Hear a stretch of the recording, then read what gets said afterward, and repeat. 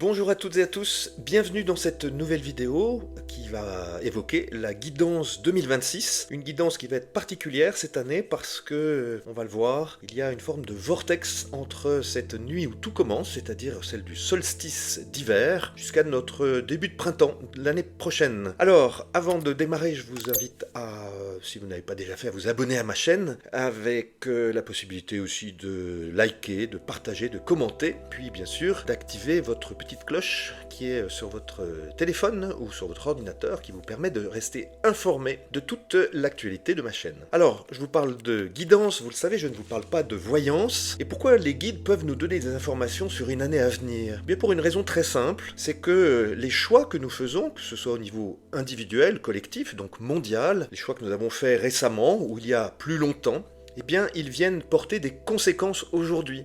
Ce qu'on a pensé, ce qu'on a engagé il y a quelque temps, ou sous les émotions, ou le fonctionnement qu'on avait il y a quelque temps, eh bien il produit des effets, pas immédiatement, mais souvent des semaines, voire des années plus tard. C'est pour ça que les guides sont en mesure de nous donner des informations sur des événements qui peuvent arriver, mais sans pour autant que ces événements soient inscrits dans le marbre, puisqu'encore une fois, nous avons toujours notre libre arbitre, qui nous permet aussi d'orienter les événements de notre vie en fonction de notre positionnement intérieur. Je vous disais, le vortex de cette fin d'année, de cet hiver 2025-26, il va être pour moi très important parce que j'ai senti vraiment ce passage, vous le connaissez, cette expression du saut quantique. J'ai vraiment le sentiment que cet hiver 25-26 en particulier va manifester un saut quantique. Alors pour ceux qui ne le connaissent pas, un petit rappel, le saut quantique, c'est un terme qui est emprunté à la physique nucléaire, à la physique justement quantique, et cette physique nous dit que deux particules, ou une particule, par exemple un électron, eh bien peut changer d'état, il peut être soit sous une forme matérielle, soit sous une forme lumineuse. Le changement entre matériel et lumineux, vous allez peut-être pas le saisir, mais le saut quantique implique que, d'une certaine façon, sans qu'on le comprenne, eh bien, une particule, un élément, peut changer d'état. Voilà, pour nous, symboliquement, ça veut dire quoi changer d'état? Ça veut dire changer de mental, changer de mood, comme on dit, changer d'humeur, mais changer aussi profondément de cœur. C'est-à-dire que notre conscience évolue, elle fait un saut quantique, elle passe d'un niveau à un autre. Je vous donne un autre exemple, lorsque vous êtes enrhumé, par exemple. Je vous donne un autre exemple, lorsque vous êtes enrhumé, vous passez votre temps au lit, vous allez vous moucher en permanence, vous allez peut-être prendre des cachets pour la fièvre, et puis un beau matin, sans que vous le compreniez, eh bien vous dites ça y est, ça va mieux, je suis guéri. On sent le corps est guéri. Eh bien c'est un saut quantique. Vous avez beau avoir pris des médicaments ou pas, le fait que vous passiez du stade de malade au stade de guéri, eh bien c'est ce fameux saut quantique. Alors c'est ce que les guides nous proposent aujourd'hui dans ce fameux saut quantique, dans ce vortex de cet hiver 2025-2026, et je ne peux que vous inviter à leur demande de penser en ces jours de fin d'année avec les fêtes, avec le nouvel an qui va s'approcher. Bien, je vous invite à déposer tout ce que vous avez accumulé durant cette année. Alors pas déposer uniquement pour vous en débarrasser, mais à l'abandonner, comme si vous déposiez à la lumière divine, tout ce que vous avez pu vivre, de bien ou de moins bien. Et c'est une occasion que je vous propose, c'est de relire votre année. C'est toujours bon de relire son année comme il est bon de relire sa journée le soir avant de s'endormir. Et bien là, vous pouvez relire également votre année. Quels ont été les points forts? Quels ont été les points faibles? Qu'est-ce qui vous a porté? Qu'est-ce qui vous a plutôt alourdi? Qu'est-ce qui vous a fait monter? Qui vous a réunifié? Et qu'est-ce qui, au contraire, vous a divisé intérieurement? C'est ce que nous proposent les guides, c'est de faire un point de relecture de cette fin d'année. Ce passage donc entre Noël, jour de l'an, et puis l'année 2026, est probablement les premières semaines, premiers mois, à mon avis, les au moins 2 premiers mois, d'après ce que je ressens. Il y a cette forme de vide, une espèce de vide sidéral où on a l'impression qu'il ne se passait rien ou alors de passer dans la nuit. Et c'est pourquoi j'ai nommé cette vidéo la nuit où tout commence. Parce que ce n'est pas une nuit où vous êtes perdu, où nous allons être perdus, mais c'est une nuit au contraire où il va y avoir une nourriture qui va nous venir, qui va nous être dispensée. C'est pourquoi les guides nous demandent de nettoyer notre intérieur, de vider un petit peu comme si on vidait nos placards. D'ailleurs, il ne faut pas hésiter à le faire. C'est pas le printemps, mais vous pouvez faire votre grand nettoyage. Mais c'est avant tout à travers cette relecture, une façon de vous débarrasser de ce qui ne vous sert plus. Mais également, comme on le dit, de faire ses vœux pour la nouvelle année, c'est de dire quels sont mes engagements, mais quels sont mes souhaits, mes désirs pour cette année, qu'est-ce que je souhaite accomplir. Et petite précision, voyons, l'accomplissement n'est pas forcément un accomplissement matériel, comme l'idée de changer de métier ou de rencontrer la personne de votre vie ou de votre cœur, mais il s'agit avant tout d'aller chercher à l'intérieur de soi son désir profond. Quel est mon désir maintenant? Quel est mon désir de vie? Qu'est-ce que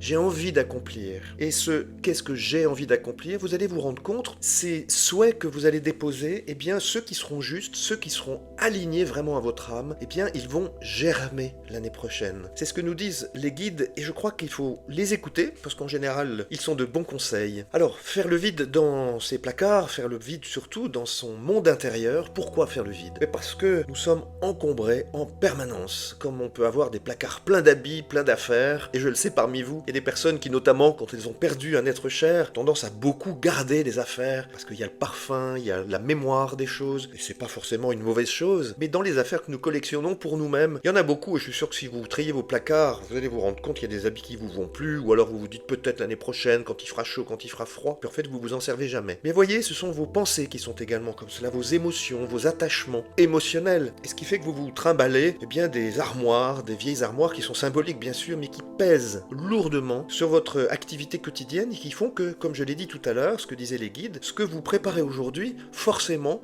va avoir lieu un jour ou l'autre, parce que notre pensée est créatrice. Alors il ne s'agit pas de tomber dans la pensée magique, qui voudrait dire que chaque fois que je pense quelque chose, ça va se réaliser. Non, mais à force d'entretenir un mode vibratoire, un état vibratoire, forcément nous allons attirer autour de nous des gens, des personnes, des occasions, des opportunités, des rencontres qui vont correspondre à ce niveau vibratoire. C'est logique. Alors, ce grand vortex, cette nuit où tout commence, eh bien c'est cette nuit où vous pouvez déjà tout préparer. Alors si vous avez un petit peu de temps entre les fêtes, entre les cadeaux, les réunions familiales, les bons repas en famille, je vous le souhaite en tout cas, et des moments où vous pouvez également vous retirer. Je crois que c'est très important, même si c'est un moment Noël, comme Hanouka chez les Juifs, c'est une époque de l'année où la lumière brille au milieu de la nuit. Et ce temps de latence qui peut paraître parfois long, parce que c'est la nuit et on se demande quand est-ce qu'il va faire jour, eh bien il est indispensable. Et les guides nous disent de ne pas avoir peur. Au contraire, entretenons cette forme de vide intérieur, une forme de dépouillement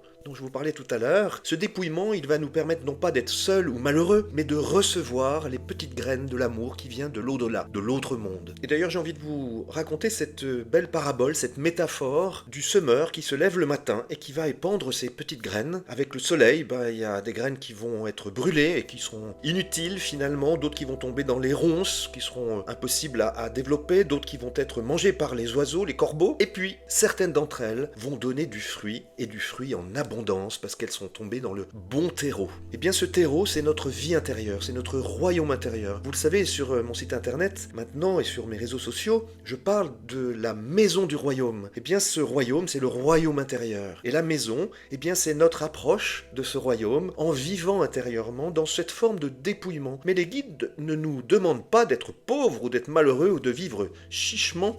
Non, ça, c'est des vieilles images. Non, on peut tout à fait, dans l'abondance, qu'elle soit matérielle, et c'est une bénédiction, d'autant plus qu'on peut la partager aux autres. On peut être dans l'abondance relationnelle, dans l'abondance affective, et pourtant être dans un dépouillement intérieur. C'est un vrai paradoxe dans notre société qui nous dit d'être toujours à la recherche, à l'extérieur des choses. Mais non, comme disait saint Augustin, je t'ai cherché toute ma vie à l'extérieur, alors que depuis tout ce temps, tu étais à l'intérieur de moi. Alors voyez, dans cette nuit où tout commence, et dans cette année 2026 qui va poindre le bout de son nez, eh bien cette petite graine, ces petites graines, eh bien vous pouvez demander à ce qu'elles soient semées en vous. Alors vous avez vous-même vos propres désirs, mais c'est l'occasion de discerner entre vos désirs un peu capricieux ou ceux qui sont un peu compulsifs. J'ai vraiment besoin de ça, il faut que je règle ça. Voilà, on est un peu agrippé à ces désirs ou à ces besoins de règlement ou de régler en tout cas nos problématiques. Et puis le fait aussi d'accueillir et surtout d'accueillir en cette période l'amour qui vient. Cet amour, en 2026, je crois qu'il va être très puissant dans la mesure où nous serons en capacité justement de nous faire nous-mêmes capacité.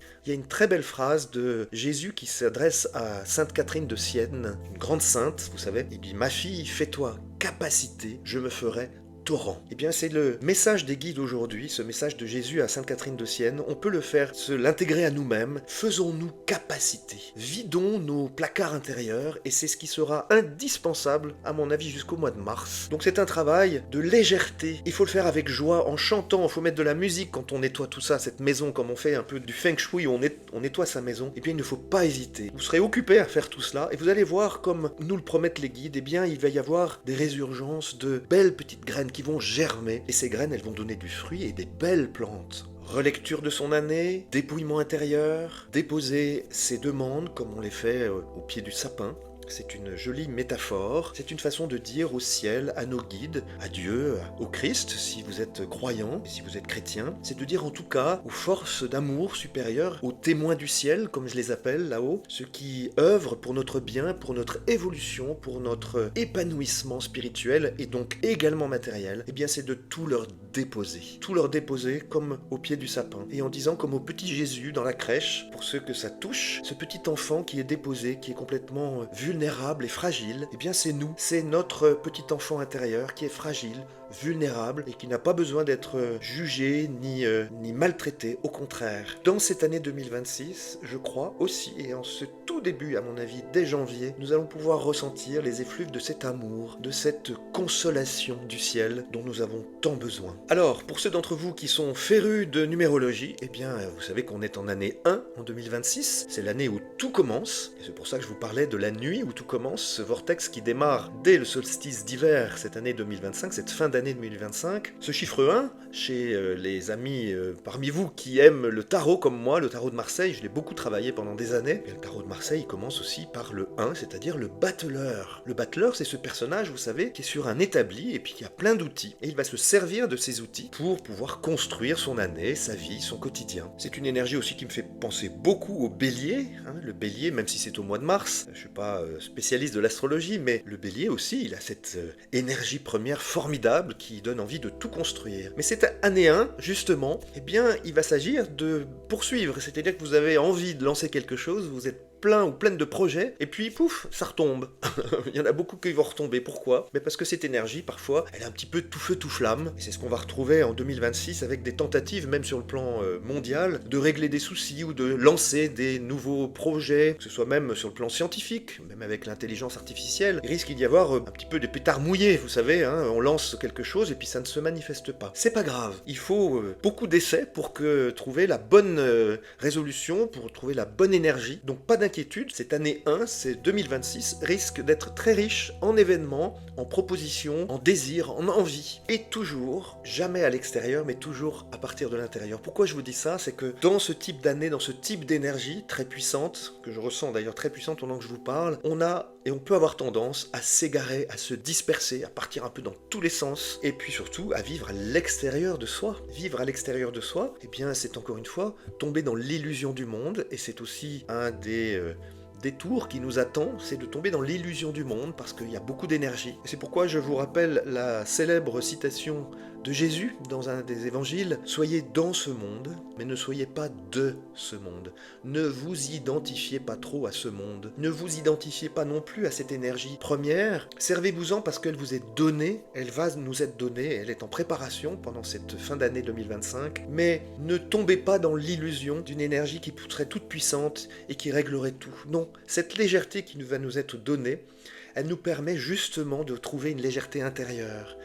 C'est cette profondeur, c'est un peu un paradoxe, trouver cette profondeur intérieure, mais être dans cette légèreté, dans cette forme de rire qu'on peut avoir alors qu'il pleut, alors qu'il fait pas beau, alors que les gens sont ronchons. C'est cette même énergie de 2026 qui va nous permettre aussi d'affronter nos démons, aussi nos défis. Ça sera de garder cette fameuse énergie dans la profondeur de notre être. Avant de refermer ce chapitre de la guidance 2026, je vous rappelle les éléments essentiels, c'est celui de cette nuit où tout commence, en cette fin d'année 2025, décembre 2025, avec ce fameux vortex, avec cette nuit longue mais dans laquelle et au cours de laquelle nous sommes appelés à faire le vide en nous, à nous dépouiller des vieux schémas, des vieux habits pour pouvoir accueillir l'année nouvelle, de même que l'on met du vin nouveau dans des outres nouvelles. On ne peut pas mettre du vin nouveau dans des vieilles outres parce que sinon tout explose, et donc ce vin nouveau il a besoin de venir dans un vase, puisque nous sommes des vases d'argile, comme disait saint Paul, ce vase qui est à la fois fragile, mais qui a toute capacité à se vider de lui-même. Plus nous allons nous vider de nous-mêmes, attention, ça ne veut pas dire de se nier soi-même, plus nous allons nous dépouiller de nos vieilles peaux, si je puis dire, et plus nous pouvons accueillir l'an neuf. Cette énergie de l'année 1 de 2026, je vous la souhaite en tout cas féconde, pleine de beaux projets, pleine réalisation, et surtout que vous vous rappeliez d'une chose